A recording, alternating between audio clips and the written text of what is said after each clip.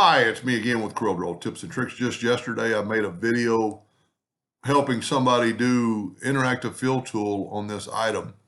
Then I thought, it might be easier to copy that attribute and then you could tweak it a little bit different. So let's make a box about that size. Let's go ahead and color it red. And then if you will go down here to your attribute eyedropper and click on that and get a sample and then put it in here, it gives you those exact colors. And at this time, maybe you could tweak it a little bit more because you could maybe see it a little bit better. So go back to interactive fill tool and there's all your lines. So you can make your blues and your greens separated more. You could have less purple or whatever.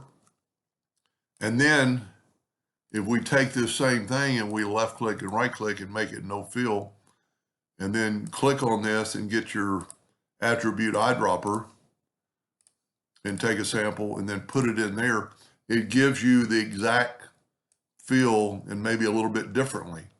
So then I thought, well, why not kind of play around if you like those colors?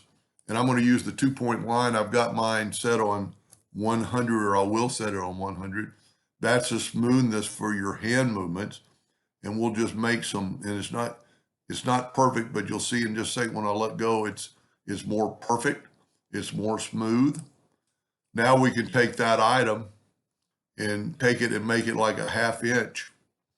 And we could go, I don't like that little node right there. So let's go back and maybe get your shape tool. And you could also use the smoothing tool. Well, let's take away that node and see what happens. No, not going to work. So maybe we can make it a little smoother by playing around with it. And we'll call that good. You could always take your smoothing tool and kind of go over it and it'll make it a little smoother. And then take that and go up and make it 1/2 inch line or whatever you want.